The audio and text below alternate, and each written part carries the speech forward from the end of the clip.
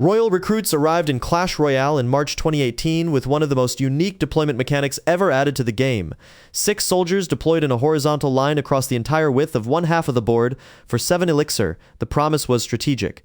Players could split the line, threatening both lanes simultaneously, forcing opponents to defend twice or sacrifice a tower. The mechanic was visually striking. The card was instantly recognizable, and in 8 years since release, Royal Recruits have never been meta in Clash Royale. Not in any World Championship, not in any tournament, not at any point on the top global ladder. The community has asked Supercell to fix the card every single season. Supercell has refused for nearly a decade. The reason is not laziness. The reason is design.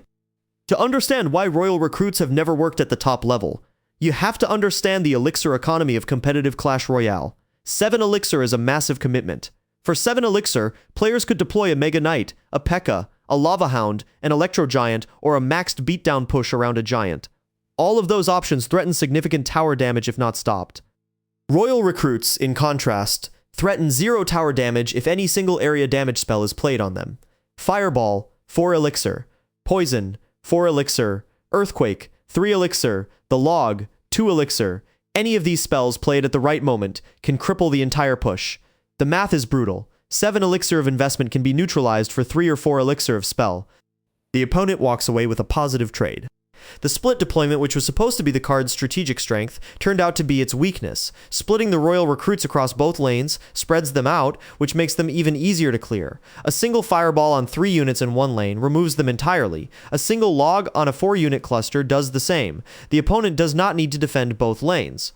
They just spell whichever lane has more units and concede the other. The strategic depth of the split was never realized in practice, because the area damage tools available to every deck were too efficient at clearing it. The pick rate of Royal Recruits has been below 2% at the top of the global ladder for over 5 years. The win rate hovers around 46%, well below average. Tournament players have ignored the card almost entirely. The official Clash Royale subreddit runs a weekly thread asking when Supercell will buff the card. The answer every season is the same. Supercell has decided that Royal Recruits sit at a design boundary that protects the rest of the game. Buffing the unit damage would push the deployment from a tactical option into an unanswerable threat. Buffing the unit health would let them survive too many spells. Reducing the cost would compress the elixir economy of 7 cost cards across the entire game. Every direction Supercell could buff in would create a new problem somewhere else. This is the same logic the balance team uses on 3 Musketeers: Sparky, the Heal Spirit, and the Skeleton Dragons. These are the cards that have been written off as design boundaries. They are not bad by accident. They are bad because the game cannot afford them to be good without breaking. Royal Recruits joined this category in 2021, and there is no indication Supercell will change their mind. The pick rate continues to decline, the community continues to complain, the card continues to sit in the dust of the meta. What would it take for Royal Recruits to become meta? In theory, the metagame around them would have to shift. If area damage spells were universally nerfed, the line deployment would suddenly become viable. If cards like Fireball or Poison were removed from the game, Royal Recruits could survive long enough to threaten real tower damage. None of that is on the horizon.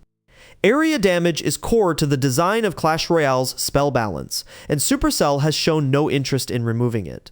The P.E.K.K.A's revival happened because the bridge spam metagame matured around her. There is no equivalent metagame transition that benefits Royal Recruits. They are alone with their mechanic. The card is also a teaching example for new Clash Royale players who are learning to evaluate balance. New players see Royal Recruits in their collection, see 6 units for 7 elixir, and assume the card must be powerful. 6 units sounds like a lot. The visual deployment looks devastating. They build a deck around it, climb to mid-ladder, and then hit a wall. Every opponent at higher trophy levels carries a Fireball, or a Poison, or a Log. The push that was supposed to win matches gets neutralized for a quarter of the elixir.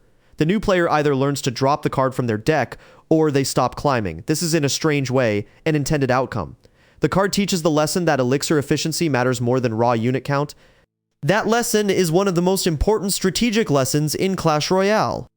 For the rare players who do still run Royal Recruits in 2026, the deck is almost always built around defensive backbone rather than offensive Royal Recruit pushes. Cards like Cannon, Tornado, and Inferno Tower hold the back. Royal Recruits get deployed defensively in a single lane, to absorb a push and then walk forward as a counterattack. The card has found a small niche there, where the offensive deployment is incidental rather than primary. Even in this niche, royal recruits are below other defensive options. The card simply does not match the elixir efficiency that the modern metagame demands. In 2026, royal recruits sit at the bottom of every chart Supercell publishes.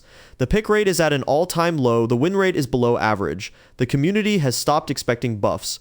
Pro players reference the card only when explaining what cards not to play. Supercell continues to publish patches that touch nearly every other card while leaving royal recruits alone. It is a quiet acceptance on both sides that the card has been categorized and shelved.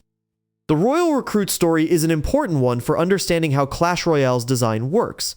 Not every card is meant to be meta. Some cards exist to teach lessons, to anchor the elixir economy of 7-cost slots, to provide a comparison point against the actual meta picks. Royal Recruits serve that role now. They are not failing. They are doing exactly what the design team needs them to do. The fact that the community wants more from them is irrelevant to the design. After 8 years of refusing to buff, Supercell has made their position clear. Royal Recruits will not be meta, they will not be reworked, they will not be removed. They will sit where they sit, holding their place in the design boundary until the day Clash Royale is shut down. Subscribe to Royale XP for more breakdowns of the cards Supercell will never fix.